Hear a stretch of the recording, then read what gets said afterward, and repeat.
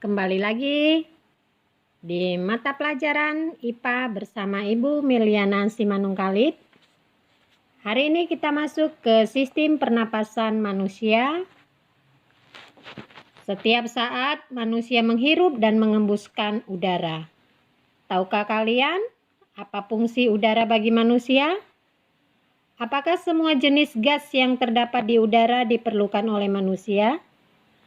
Bagaimanakah mekanisme pertukaran udara di dalam tubuh manusia? Untuk mengetahui jawabannya, ayo kita pelajari bab ini dengan bersemangat dan tetap sehat. Sebagai makhluk ciptaan Tuhan, kita wajib bersyukur kepada Tuhan Yang Maha Esa atas karunia, kesuburan tanah, dan adanya musim hujan, sehingga banyak tumbuh-tumbuhan yang dapat hidup untuk menyediakan oksigen bagi kita dan menyerap karbon dioksida.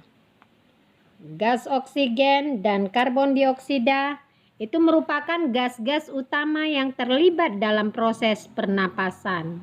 Jadi anak-anak ibu, hari ini kalian harus mensyukuri berkat karunia yang diberikan Tuhan kepadamu, kesehatan, sehingga hari ini kita masih boleh menikmati kehidupan, yaitu masih bisa bernapas. Nah, bagaimana kita menghitung berapa kali dalam 1 menit kita bernapas? Pernah kalian menghitung berapa banyak kalian bernapas dalam 1 hari? Untuk mengetahuinya, ayo kita lakukan kegiatan aktivitas berikut. Ayo kita lakukan. Silakan anak-anak ibu diamati aktivitas 81 ya. Mengamati jumlah kekerapan atau frekuensi pernapasan. Perhatikan di situ. Bernapaslah secara normal atau seperti biasa dan hitung berapa jumlah napasmu selama 1 menit. 1 kali bernapas dapat diartikan dengan sekali menghirup udara dan sekali mengembuskan udara. Jumlah kekerapan atau frekuensi pernapasan adalah jumlah bernapas dalam satuan waktu tertentu. Kemudian, ulangi langkah yang pertama sebanyak 3 kali. Kemudian carilah rerata frekuensi pernapasan. Cobalah menghitung rerata frekuensi 2 orang temanmu. Jadi karena tidak ada teman, boleh anggota keluarga ya nak ya. Jadi teman tadi diganti dengan anggota keluarga. Lakukan dengan langkah 1 dan 2. Kemudian nanti catat hasilnya pada tabel 81. Lalu, apa yang perlu kamu diskusikan? Yang pertama, organ apa saja yang berperan dalam sistem pernapasan? Berdasarkan rata frekuensi pernapasan selama 1 menit, hitunglah frekuensi pernapasanmu selama 1 hari. Apakah rata frekuensi pernapasanmu dan temanmu berbeda? Menurutmu, mengapa rata frekuensi pernapasanmu berbeda dengan temanmu? Pada umumnya, manusia dapat bernapas sekitar 17.000 kali dalam sehari. Berapa jumlah napasmu dalam sehari berdasarkan kegiatan yang telah kamu lakukan? Selama bernapas, udara terus keluar dan masuk melalui organ-organ pernapasan. Apa sajakah organ pernapasan yang kamu ketahui? Hidung dan paru-paru merupakan contoh dari organ pernapasan. Tahukah kamu organ apa sajakah yang menghubungkan hidung dengan paru-paru? Proses apa sajakah yang terjadi di antara hidung dan paru-paru? Pernahkah kamu mengamati bahwa di dalam hidungmu terdapat rambut-rambut halus? Tahukah kamu apa fungsi dari rambut halus yang ada di hidung? Tuhan Yang Maha Kuasa menciptakan segala sesuatu di bumi ini dengan tugas dan fungsinya masing-masing. Manusia memiliki organ pernapasan yang dilengkapi dengan berbagai komponen yang dapat membantu manusia untuk dapat memasukkan udara yang bersih dan suhu yang sesuai dengan keadaan di dalam paru-paru. Setelah kamu melakukan aktivitas 81, kamu juga akan mengetahui bahwa kecepatan bernapas setiap orang berbeda-beda. Faktor apa saja yang mempengaruhinya? Untuk menjawab berbagai pertanyaan yang membuatmu ingin tahu, ayo pelajari bab ini dengan seksama. Struktur dan fungsi sistem pernapasan manusia. Ayo kita pelajari organ pernapasan pada manusia, mekanisme pernapasan pada manusia. Mengapa penting? Mempelajari materi ini akan membantumu mengetahui organ pernapasanmu dan mekanisme yang ada di dalamnya. Pernahkah kamu mendengar istilah respirasi? Respirasi adalah proses pertukaran gas yang terjadi di dalam tubuh makhluk hidup. Ada 3 proses dasar dalam respirasi manusia. Yang pertama, bernapas atau ventilasi paru-paru.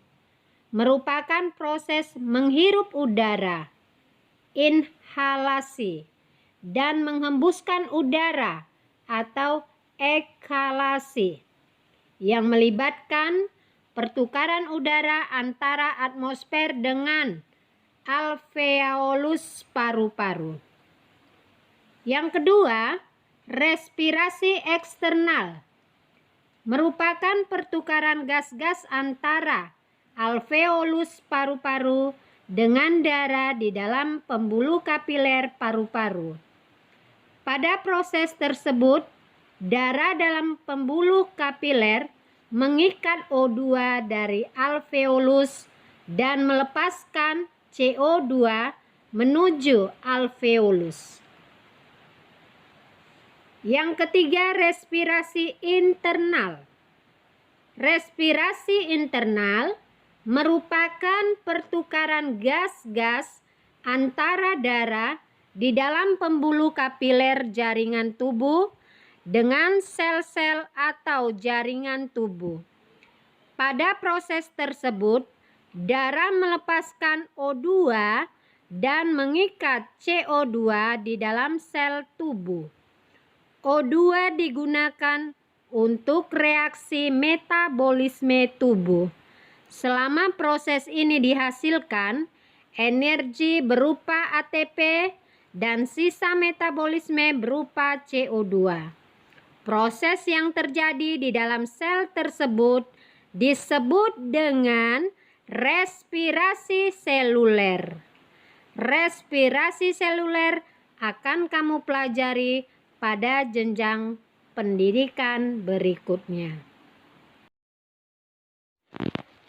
Kita lihat organ pernapasan manusia. Dapatkah kamu menyebutkan apa saja organ yang menyusun sistem pernapasan manusia?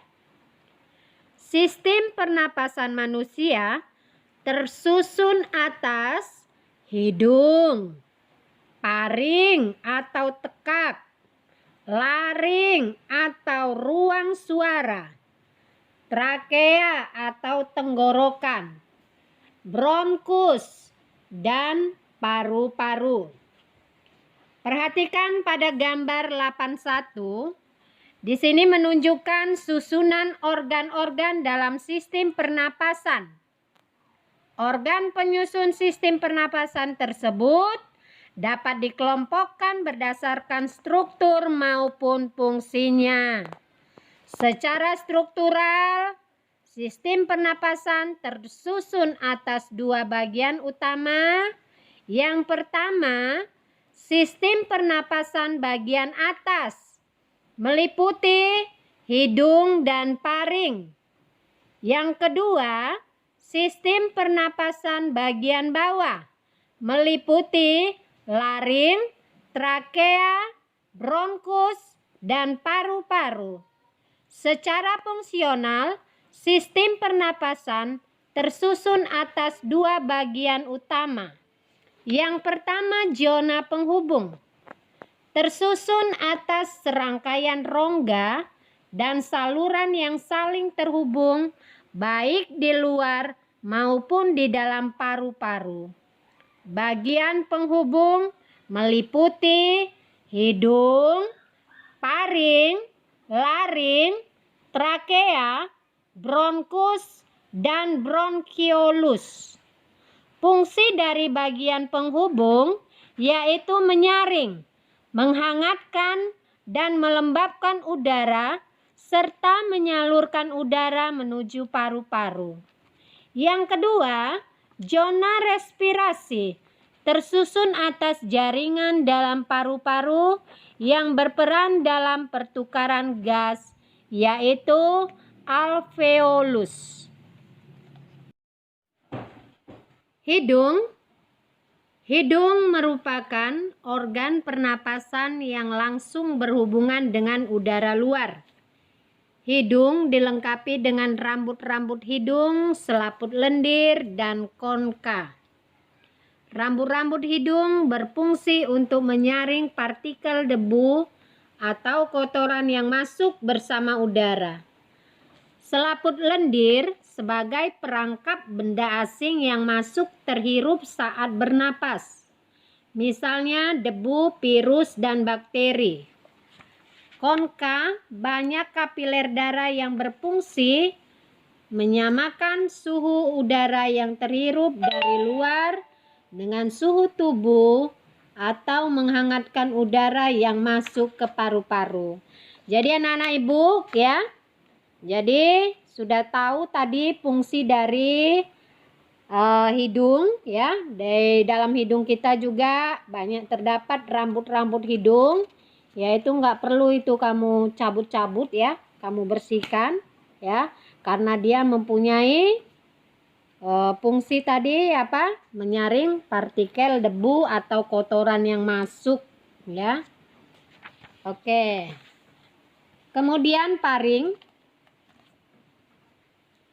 Paring merupakan organ pernapasan yang terletak di belakang atau posterior rongga hidung hingga rongga mulut dan di atas laring atau superior ya. Dinding paring tersusun atas otot rangka yang dilapisi oleh membran mukosa. Kontraksi dari otot rangka tersebut membantu dalam proses menelan makanan.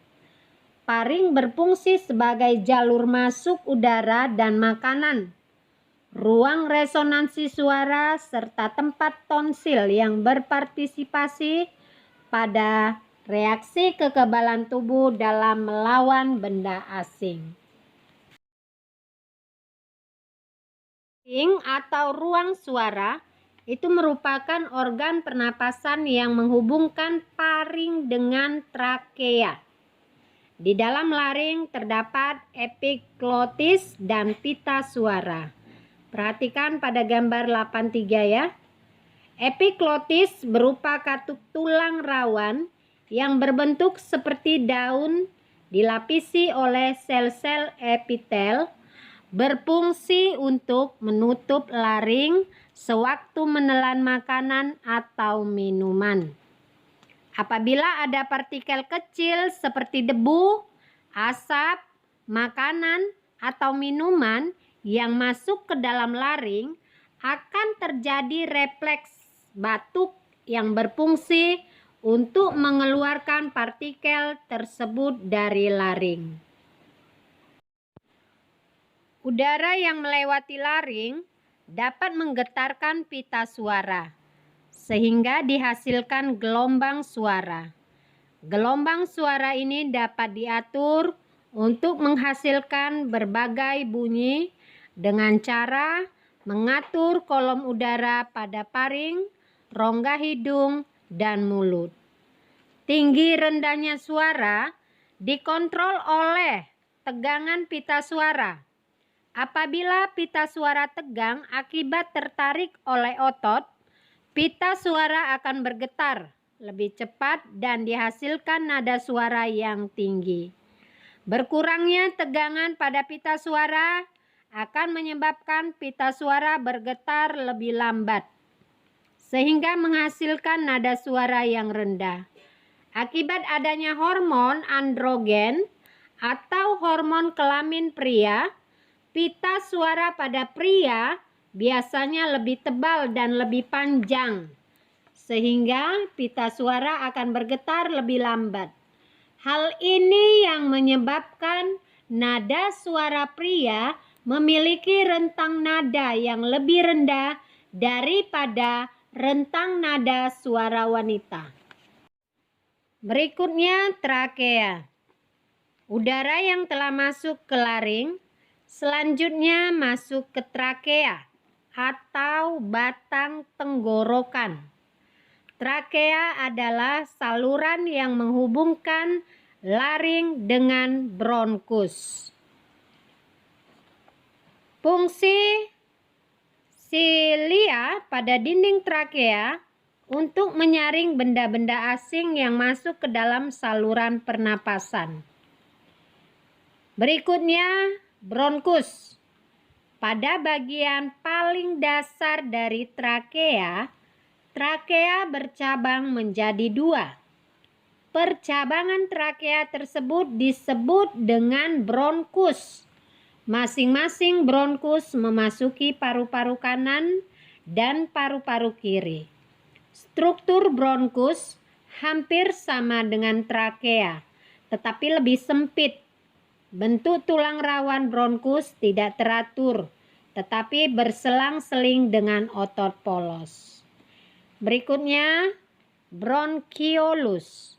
Di dalam paru-paru, bronkus bercabang-cabang lagi. Bronkiolus merupakan cabang-cabang kecil dari bronkus. Pada ujung-ujung bronkiolus terdapat gelembung-gelembung yang sangat kecil dan berdinding tipis yang disebut alveolus. Ya. Kemudian paru-paru. Paru-paru merupakan alat pernapasan utama.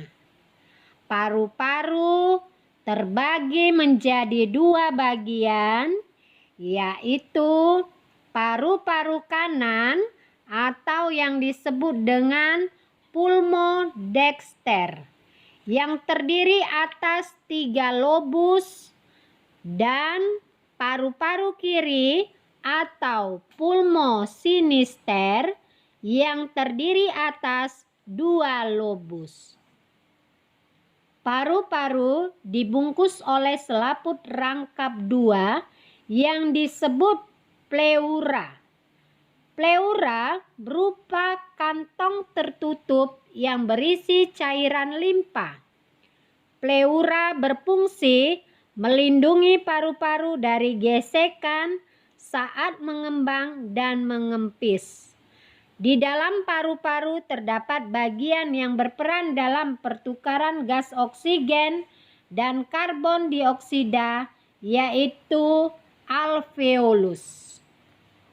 Perhatikan gambar 84, itu ada gambar alveolus.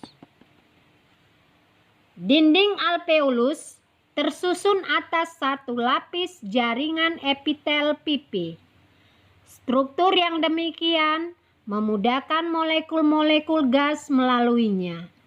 Dinding alveolus berbatasan dengan pembuluh kapiler darah, sehingga gas-gas dalam alveolus dapat dengan mudah mengalami pertukaran dengan gas-gas yang ada di dalam darah. Adanya gelembung-gelembung alveolus memungkinkan pertambahan luas permukaan untuk proses pertukaran gas. Luas permukaan alveolus 100 kali luas permukaan tubuh manusia. Besarnya luas permukaan seluruh alveolus dalam paru-paru menyebabkan oksigen lebih efisien. Mekanisme pertukaran gas oksigen dan gas karbon dioksida telah kamu pelajari pada bab 7 tentang tekanan zat dan penerapannya dalam kehidupan sehari-hari. Baik, demikian materi pembelajaran kita pada hari ini, Kamis 4 Januari 2021. Kita lanjut minggu depan. Terima kasih atas perhatiannya. Tetap semangat, tetap jaga kesehatan ya. Selamat pagi.